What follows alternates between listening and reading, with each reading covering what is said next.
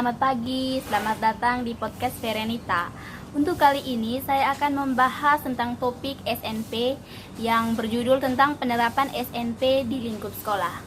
Untuk kali ini saya akan mendiskusikan topik tersebut bersama saudara saya Maria Fepta yang akan menjadi narasumber yang hebat, narasumber yang cerdas, pintar untuk membahas topik kali ini dengan baik dan cermat.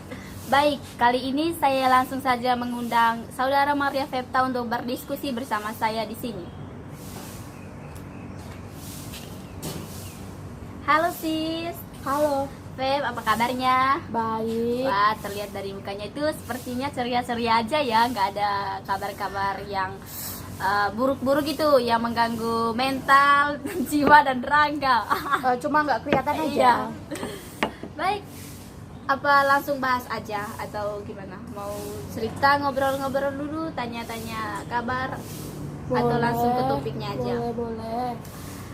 Langsung ke topiknya aja biar nggak membuang-buang waktu kali ya, Feb. Oh, oke, siap.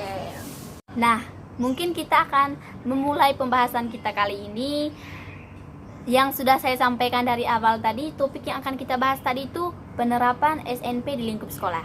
Nah, menurut Fepta sendiri nih, bagaimana tanggapan kamu mengenai penerapan SNP di lingkup sekolah itu? Menurut aku sih penerapan SNP yang ada di lingkungan sekolah, khususnya saat ini tuh sudah cukup baik ya dibandingkan dengan tahun-tahun sebelumnya. Ini penerapan SNP yang apa dulu nih? Mungkin kali ini kita akan membahas tentang standar sarana dan prasarana dulu kali ya. Boleh? Menurutmu itu penerapan standar sarana dan prasarana di sekolahmu, terkhusus sekolahmu itu sudah berjalan dengan baik atau tidak? Menurut aku sih sudah berjalan dengan baik ya, karena fasilitas yang diberikan sekolah juga sudah sangat memadai.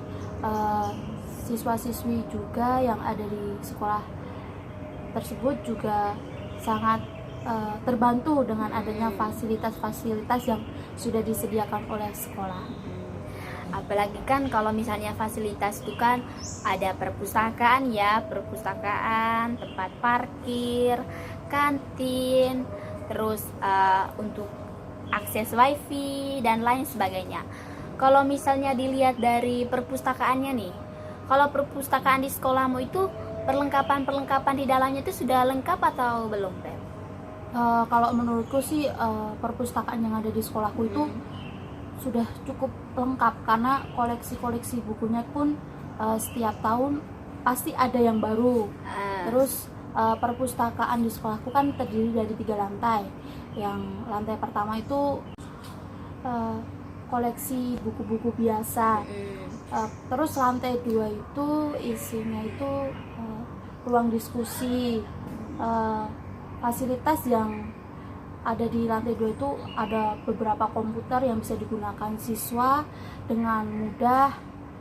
Terus yang lantai 3 itu sebentar saya lupa apa ya. Buat itu presentasi. Wah, udah lengkap sekali ya. Iya, ternyata tentunya. Kalau dilihat dari itu nih, fasilitas itu lagi yang kendaraan nih, kan yang saya tahu itu di kota kan biasanya pastilah ya semua anak-anak itu membawa kendaraan. Apakah dengan kendaraan yang begitu banyak dengan siswa yang begitu banyak dan satu persatu itu kendaraan dibawa semua, apakah tempat parkirnya itu cukup atau tidak? Kalau di sekolah aku sih parkirannya benar-benar luas ya. Jadi siswa yang membawa kendaraan berapapun jumlahnya yang bawa itu pasti muat, dan ada sisa ruang gitu. Jadi nggak terlalu padat. Untuk standar sarana dan prasarana mungkin kita tadi kan sudah dijelaskan dengan lengkap, dengan detail oleh Maria Fepta. Tadi berbagi pengalaman juga. Nah, mungkin saya juga akan menanyakan tentang bagaimana standar pembiayaan lebih khususnya itu. Sebentar, aku mau tanya dulu. Ini standar sarana dan prasarana kan kita kan dari beda daerah nih, beda sekolah kan tentunya. Nah, aku mau tanya nih, standar sarana prasarana di sekolahmu bagaimana? Untuk tempat parkir, yang pertama tempat parkir. Kalau di daerahku itu tempat parkirnya kan, maksudnya satu siswa itu ke sekolah bisa dijangkau dengan jalan kaki. Jadi tidak perlu membawa kendaraan masing-masing, apalagi kan dari sekian banyak siswa itu mungkin tidak ada kendaraan, kalaupun ada itu pasti ditinggalkan di rumah dan ke sekolahnya bisa dijangkau dengan jalan kaki. Untuk perpustakaannya, kalau perpustakaan di daerahku sama saya kan tinggal di desa. Nah, pastilah terlihat dari sangat berbeda jauh kan perbedaannya. Kalau di daerahku, di sekolahku dulu itu yang ada di sana itu kan cuman buku doang. Nah, untuk gedungnya juga hanya ada satu lantai. Satu lantai itu cuman ada buku doang. Itu pun kalau ada siswa yang mau masuk perpustakaan. Jadi perpustakaan di sana itu tidak terlalu bisa digunakan dengan baik. Kalau misalnya bisa dikatakan cuman kalau saat jam pelajaran baru bisa digunakan. Misalnya kalau ada guru-guru yang membutuhkan buku, bisa menyuruh siswanya untuk mengambil buku di perpustakaan. Untuk inisiatif dari siswa sendiri, saya rasa tidak terlalu ada inisiatif ya kalau di daerahku gitu. Oke deh, kalau untuk itu kantin. Nah, sejujurnya waktu saya sekolah dulu itu kantinnya belum ada kantin di sekolah belum ada. Yang ada itu cuman kan di sekolahku dulu itu ini gerbang, di luarnya udah ada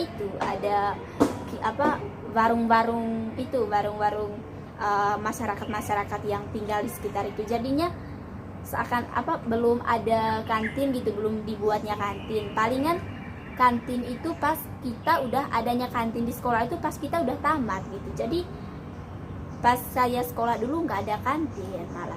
Oh, berarti siswa-siswa yang satu angkatan sama kamu nih, berarti kalau mau beli makanan harus keluar sekolah dulu. Iya, ya, harus ada keluar kantin soalnya ya di jam sekolah. Jadinya itu seakan-akan punya kenangan tersendiri ya, dimana ngantrinya di sana kan. Di daerahku itu ada SMP, ada SMA, ada NFSD. Dari berbagai lembaga-lembaga itu, dari tiga lembaga itu semuanya ke warung di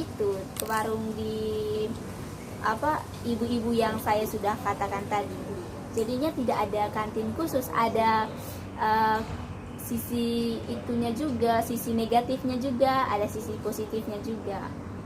Berarti enak ya yang jadi ibunya? Iya, enak dong, untung sekali. Cuman kayak gimana ya, sebenarnya itu memang harus dari sekolahnya harus ada kantin sendiri, nggak bisa itu lihat sih perbedaan sekolah di daerah sama di kota gitu, perbedaan cukup jauh gitu. Oh, tapi sekarang udah maju kan? Iya, sekarang udah maju. Dulu kan saya untuk itunya belum ada fasilitas yang lengkap gitu waktu saya SMA. Jadi sekarang udah ada pembangunan beberapa gedung, ada penambahan gedung-gedung baru. Terus saya lihat juga di media-media sosial itu, media-media sosial untuk komunitas SMA saya itu sudah tersedia kantin gitu. Wah, sekarang berarti sekolahnya udah tambah bagus nih. Iya. Puji Tuhan udah ada perubahan lah ya gitu. Iya. Oke, kita lanjut ya. Iya. Lanjut ke standar pembiayaan dulu ya? Boleh. Standar pembiayaan di sekolahmu itu uang SPP ini gimana itu? Kalau uang SPP di sekolahku ya, khususnya ya, kan di sekolahku nih ada 4 angkatan nih. 4 angkatan itu dari kelas 1 sampai kelas 4 kan. Sekolahku tuh beda dari sekolah yang lainnya. Jenjangnya tuh 4 tahun. Jadi setiap tingkatan itu uang SPP-nya berbeda. Contohnya kelas 1 itu dulu aku itu awal-awal 185. Kelas 2 per bulan nih? Iya, per bulan pastinya, enggak 1 tahun. Kalau setahun ya enak rugi. banget 185. Terus kelas 2-nya 165, kelas 3-nya itu berapa ya? 135 kalau nggak salah. Terus kelas 4-nya 100.000. Agak itu ya sis, mahal banget ya. Tapi itu terbilang murah sih daripada angkatan sebelumnya. Angkatan sebelumnya ada yang nyampe 200 lebih per bulannya SPP-nya. Ya begitulah, kalau SPP mahal ya didukung dengan fasilitas yang bagus memadai juga sih. Mungkin gimana? Apa mau berbagi pengalaman juga atau gimana? Boleh dari Daerahku ya. Iya. Kalau di daerahku dulu itu standar pembiayaan mengenai SPP nih. SPP itu bisa dibilang paling itu ya. Saya lupa ini. Tapi yang saya kan dulu tidak dibayar per bulan kan, jadinya satukan misalnya kelas untuk 1 tahun.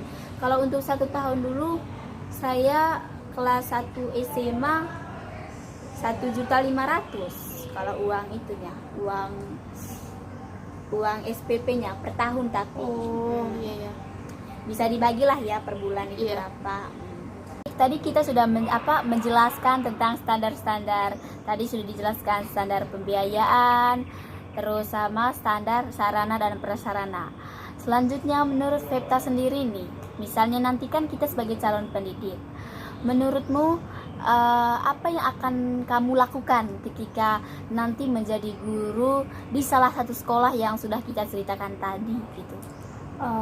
Menurut pandanganku saat ini ya, ketika aku nanti jadi salah satu seorang guru, entah di sekolah yang ada di daerah maupun di kota, yang pertama tuh pastinya aku akan menaati peraturan yang ada di sekolah tersebut. Sudah pasti gitu. Iya. Terus aku akan memilih nih metode apa nih yang mau aku gunain, mau terapin bagi siswa yang bisa membantu mereka untuk menjadi lebih baik lagi. Ya sih, kalau menurutku baru segitu aja sih. Terus kalau dari pandanganku sendiri itu mungkin yang paling penting itu kita bisa membuat silabus sama menyusun RPP yang baik sebagai acuan dalam pembelajaran gitu. Jadi sebelum kelasnya berlangsung kita jadi tahu pelajaran yang akan saya ajarkan ke murid-murid saya itu gimana gitu ya mungkin. Jadi itu kan iya sih, RPP itu sebagai acuan ya sebelum mengajar. Jadinya tuh pembuatan RPP itu harus benar-benar dari hati, kalau serius gitu ya. serius Soalnya gitu. kalau kita cuman ini kan pasti ada nih yang kopas nih dari tahun ke tahun. Perlu nggak sih kalau buat RPP tuh harus dari tahun ke tahunnya tuh ada perubahan? Kalau untuk membangun saya rasa perlu itu. Soalnya kan setiap tahun kan pasti ada perubahan gitu ya, misalnya dari segala teknologi. Jadi dengan adanya teknologi yang semakin canggih, berarti murid-murid juga semakin canggih. Jadi RPP dan silabus yang kita susun itu menjadi bisa dirubah menjadi lebih baik gitu, supaya dengan berjalannya waktu, dengan perubahan zaman, jadi siswa juga bisa mengikuti gitu. Oke. Baik, mungkin sampai di sini aja yang akan kita diskusikan. Sampai bertemu lagi di podcast Verenita. Terima kasih. We got history, got me feeling the nostalgia when you look at me.